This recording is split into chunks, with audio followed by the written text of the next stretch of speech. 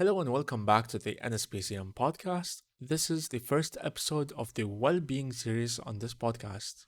Today is the 8th of February 2023 and it is now 7 p.m. This episode we will be talking about online learning. And this episode is a special episode, in fact, since it's the first episode where I'm the solo host and not joined by any guests to discuss with me. However, this episode is even more special since I'm joined by your fellow listeners on the live chat. This episode is being recorded live. However, there are listeners communicating with the live chat feature, and we will be making sure to interact with them throughout the episode to make sure that you are entertained and that we hear from everyone. Of course, if you would like to join in on the live episodes, you can follow us on Twitter and TikTok at the NSPCM.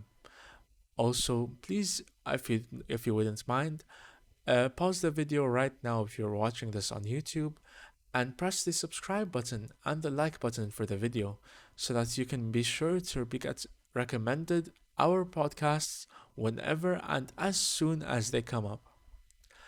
And just to restate, on this episode, we'll be talking about education mainly, and we will be talking about online learning. Online learning is a mode of education that uses digital technologies to deliver and facilitate learning activities. It can be synchronous and asynchronous. That means that it can be formal or informal, and that the students and teachers can be in a live session talking to each other, or the students can be hearing the pre recorded episodes and pre recorded classes in order to learn and to educate themselves. Such as this episode can in fact be seen as an online learning approach, as you are listening to an episode along to educate yourself on this topic. Um, Also, another point that I'd like to mention about online learning is that it has become very popular and a necessary option in many cases for students and teachers during the pandemic, as schools and universities have closed and have been restricted at that time. But what does online learning look like in practice? And how do teachers design and deliver online courses to their best efforts? And how should students engage and learn online? And also, what are the benefits and challenges of online learning for different stakeholders in the teaching and learning stakeholder and environments? These are all some important questions that we're going to explore in this episode. But first, I want to hear from you, our listeners. If you're listening along, uh, if you're a teacher and you've been teaching online during the pandemic, how did you adapt your curriculum and your pedagogy to the digital environment? What tools and strategies did you use and implement to make the online learning experience more effective and engaging? Please, I'd like for you to share your thoughts and experiences with us in the chat, and I'll read some on the air. Okay, let's see here. Um, okay, here's a message from Mark. Let's hear what Mark has to say. He teaches at math at a high school, and he says online learning has been challenging for me and my students. It's hard to explain complex concepts and problems without face-to-face interaction. I use Zoom and Google Classroom to communicate with my students, but sometimes they don't turn on their cameras or microphones. So I don't know if they're paying attention or understanding. I also use Kahoot and quizzes to create interactive quizzes and games to motivate them and check their progress. Okay, well, thank you, Mark, for sharing your experience. I can relate to some of the difficulties you've mentioned. Online learning has been and can be challenging for both teachers and students. And in my experience as a student, there's other students that turn off their cameras and microphones often actually are not paying attention and are busy and distracted with something else around them. However, those students often also cause a delay for us other students that are trying to learn and trying to educate themselves through the classes and are often falling behind due to the whole experience of the online learning environments. Um, Also, I'd like to mention that it's especially challenging when it comes to math, since for me, I like to be writing down on my notebook and sharing my notes with my teacher to make sure that everything is right and everything is correct. But I'm glad you're using some more online tools such as Kahoots and quizzes to follow up with students, and I hope that this has helped your learning experience become, on your teaching experience, I'm sorry, to become more fun and interactive. That's one of the many advantages of online learning, actually, is it offers more variety and flexibility in terms of content and delivery. Oh, here's another message on this episode from Lisa. Lisa teaches English at a language school. Okay, that's interesting. She says, online learning has been a great opportunity for me and my students. It has opened up new possibilities for learners and teaching. I use Skype and Google Docs to connect with my students from different countries and cultures. We have real conversations and authentic tasks that help them improve their language skills and intercultural experiences and competence. I also use YouTube and TED Talks to expose them to different concepts and topics that interest them. That certainly is interesting. Well, thank you for sharing your experience, Lisa. Uh, just give me a moment here. Okay, sorry, I'm back. I'm actually impressed by how you're using online learning to create a more meaningful, engaging experience with your students. Online learning often can be a great opportunity for both teachers and students, especially when it comes to language learning and when it comes to intercultural competence and teaching them how to improve their language skills, since it offers a lot of tools and resources for the learners themselves to educate themselves after the classes are over. And it also means that they are always in the loop with you, the teachers, to interact with you. I remember back in my online learning days when we had TOK, an IB course that was taught online at the start. And it was certainly very interactive online. And I felt as though that online was certainly more than enough for me to grasp the TOK subject as a whole, since it was mostly comprised of thinking outside of the box and making sure to include all perspectives and intercultural experiences that you can include, and to include all of the groups of learners, if I remember correctly. Also, these TOK classes definitely helped me throughout my writing skills, as they showed me a different approach to writing and to showing how and expressing how I feel towards certain topics in more than one perspective. Thank you a lot, Lisa. And this really shows how online learning can, in fact, be beneficial rather than detrimental. Well, as you can see, it has both advantages and disadvantages, depending on the context and perspective of the learners and educators. But some of the online learning benefits that I can mention and recall is that it increases the access and quality to education. This is by reaching more learners who may not have had the opportunity or resources to attend traditional classes.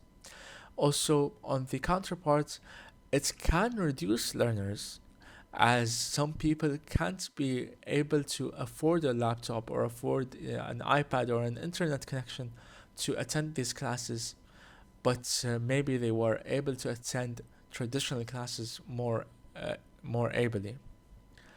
And another benefit is it enhances flexibility and the convenience in education by allowing learners to choose when, where, and how they learn according to their needs. But many schools have often implemented rules and guidelines to when they can attend their classes and where they can attend their classes, often being forced to attend their classes at a desk in front of a blank wall where their surroundings cannot be seen to distract other students. But of course, every experience and every student has had different guidelines and rules and different approaches by the teachers to how they can attend the classes. Also, additionally, it can foster creativity and innovation in education, as it enables learners and educators to explore new ways to teach and learn topics and methods that may have not been available or feasible in conventional settings such as a classroom. I can't really think of a counter argument for this, since it definitely is more creative and more comfortable, for sure, for the students to be learning at home. Although sometimes being comfortable isn't always the best option, but we'll get into that later in the challenges. Another point is that it can promote and collaborate communication in education by facilitating the learners to interact with peers and with their educators and teachers with different backgrounds and locations. And sometimes in international schools, this means that the learners can be interacting across the world due to the online learning experiences. And of course, as we mentioned in the description and definition of online learning, it doesn't have to be a school. It can be any type of learning that is done online, and it could produce more opportunities by having people across the world interact with each other. Another thing is the challenges. Here, we are going to discuss the challenges that don't have to be counter arguments to the benefits of online learning. However, they are certainly are important and important to consider. First, online learning can reduce the quality and effectiveness of education. I'm sure all of us that have went through the pandemic and online learning through the pandemic do know how quality of calls and quality of voice conversations can be cutting and can be lackluster at times. But that's not the only case. It also affects the quality of delivery of the curriculum, sometimes due to lack of training and educating the learners through the online tools that are available to them. And also, it can diminish in the engagement and motivation of education and the learners by creating a sense of isolation or distraction amongst themselves, as they may not feel very connected with the teachers and or classmates. Also, sometimes it can create stress and anxiety in education. This is due to the fact that's imposing unrealistic expectations or demands on learners, that by educators and teachers that don't have face to face or maybe even any sort of interaction with the learners. They may imply or impose those uh, those expectations on the learners themselves and on the students. Also, it can exacerbate inequality and exclusion in education, as by excluding or disadvantaging learners who may not have the access or ability to participate in online learning. It's discriminating against those who cannot afford the ability to access the internet or aren't able to put time along in their household to be focused and to be free of all distractions in their house. Uh, these are all just some general pros and cons of online learning. I'm sure all of you have experienced some of these at least when you're going through online learning, and if not, you have other pros and cons that you have faced in the past, and I would love to hear them in the comments down below. Okay, let's rewrite. Let's rewrite the past. I'm going to talk about a possible article. I'm possibly going to talk about an article here. Let me just check if I can find it. Uh, yeah, here's a possible article we can discuss that has some of the points that I've mentioned here. It's an article on Forbes by Fahim Al Haq. It's 5 reasons online learning is the future of professional development. The writer is the co-founder of and CEO of Educative. It is a learning online learning program for software developers. I'm sure this will be a expertly written article. Uh, Let me pull up the points that I have been given here about the article. Okay, so let me just read through them. 1 second.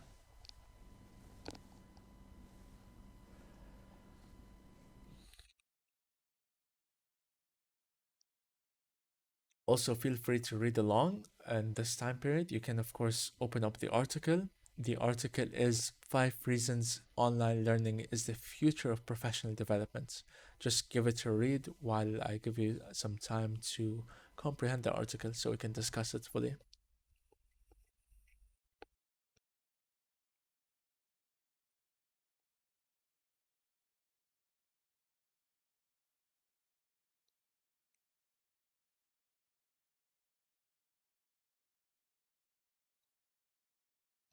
Okay, I hope that was enough time for you to open up the article. And if not, for the live listeners, again, the article is Five Reasons Online Learning is the Future of Professional Development by Fahim Al Haq on Forbes. You can open it up on Forbes.com. Okay, so this article explains why online learning is a valuable option for professionals who want to advance their careers and skills. Some of the reasons the article mentions is online learning allows learners to work at their own pace and schedule according to their needs and preferences. Another thing is that online learning reduces the cost and time involved in traditional learning methods such as travel and facilities. As well as that, online learning enhances the learning effectiveness by providing more feedback and follow up activities for learners. We can see how Lisa implemented this in her language learning and her English classes and English online learning approach. How she used the feedback abilities to follow up with her students and her learners. Also, online learning fosters the development of essential skills such as self discipline, critical thinking, digital literacy, and intercultural competence. Yes, that is another important factor that is important to be considered for the advantages. I touched on this previously, however, this article is definitely a good read for you considering further education such as your master's or even your bachelor's online. We see many universities opening up a fully online courses that you can just follow at your own pace in order to just understand and grasp the topics whenever you can. Also, another point Fahim mentions is that online learning expands the opportunities and diversity for learners by connecting them with the peers and experts from different backgrounds and locations. Yeah, we mentioned previously how international online learning programs can offer more cultures to interact with each other and for different peers from different places to talk with each other on things that they are more their expertise are more leaning towards and based on their backgrounds and their locations. The article also provides lots of helpful tips that on how to make online learning more successful and enjoyable for the learners. Just quickly, some of the tips that are mentioned are to set clear goals and expectations for yourself as a learner, to create a comfortable and conductive learning environment, to establish a large routine and schedule for your online classes, and a regular routine that is, to seek feedback and support from your teachers and peers, to engage actively and respectfully in online discussion, use various resources and tools to enrich your online learning, take breaks, and practice self care. Of course, self care is very important, as this episode as a whole is a part of the well being topic and a part of the well being series in this podcast. Well, yet again, I highly recommend reading this article if you want to learn more about online learning benefits and strategies for professional development, and you can find it on Forbes.com. But enough about me. What about you? What are your recommendations and resources on how to make online learning more effective and enjoyable? Do you have any tips or tricks that you would that work for you for all your students? Please share them with us in the live chat, and I'll read some of them on the air.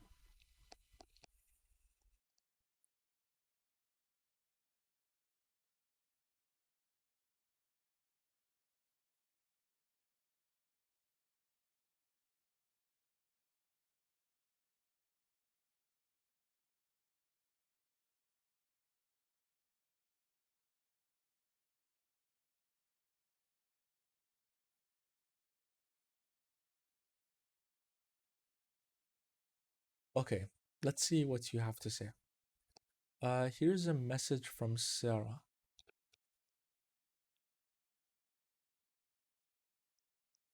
Okay, Sarah is a student at a university, and she says one tip that works for me is that you use the uh, po- Pomodoro, technique when studying online. It's a method that divides your work into 25-minute intervals with 5 minutes breaks in between. It helps me stay focused and productive without getting burned out. Thank you, Sarah, for sharing your tip. I've heard that the Pomodoro technique. I heard of the Pomodoro technique before, but I've never heard of that name to describe it. But yes, I've tried it. I've tried it myself, and it is a very useful way to manage your time and energy when studying online. I really encourage you to give it a try if you're still in the online learning experience at the time, and if and it's always a learning experience for us. In fact, I even put this learning style into play for non-online learning when I went back to school after the pandemic was over. Here's another message from David, who is a teacher at a college. He says, one resource that works for me is to use Edpuzzle when teaching online. It's a tool that lets you create interactive videos with questions and feedback embedded in them. It helps me check students' understanding and engagement without boring them with lectures. Thank you, David, for sharing your resources. I've used Edpuzzle before, and I agree it is a great tool to create interactive videos for online teaching, and it can make lessons a lot more fun for students such as myself. And back in the day when I saw an Edpuzzle being posted on the Google Classroom, I remembered I instantly jumped on the link and made sure to do it with and pay full attention to it. As you can see, there are many ways to make online learning more effective and enjoyable for both learners and educators. You just need to find what works best for you and your situation. But before we wrap up this episode, I want to invite you to share your questions or tips on online learning and how you can cope with it. You can send us you can send us a chat message on the live chat option, or you can of course always message us and leave a comment on the videos when they are posted on YouTube. We'd love to hear from you and any future questions or any tips you have on our next episode, and I'll be sure to discuss them. And speaking of our next episode, I want to thank our sponsor for today's show and for the podcast as a whole, AdventureBox. AdventureBox is a non-governmental organization that helps share new experiences with the world. AdventureBox is an organization that provides travel opportunities and experiences for people who want to learn about difficult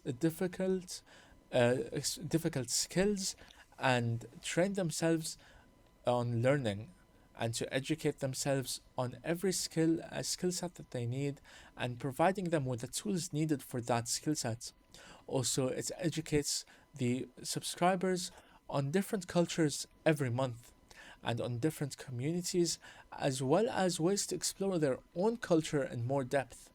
The boxes themselves come in different sizes and levels based on the level of expertise you desire and the different skills that change every month. They offer immersive programs for all users, and they combine education, service, and adventure. If you're interested in joining AdventureBox or supporting their cause, you can contact them in the link in the description and in the link I'm posting here in the chat. Okay, well, I hope that you make sure to check out AdventureBox, since AdventureBox is a long-time sponsor of this show actually, and it is very interesting, and I would hope that you enjoy it after you check it out, and make sure to give it a try. I hear that they're running a limited time offer where they're doing discounts on first time boxes and first time members. It's a monthly subscription, and in every month, you receive a new box in the mail that shows you a new experience from the start to the top. That will be all for today on the this episode of the NSPCM podcast. I hope you enjoyed our conversations about online learning and learned something new along the way. Thank you so much for listening and joining us today. I'm your host, and this is the NSPCM that explores the latest trends and issues in, in a politically correct manner. See you next time.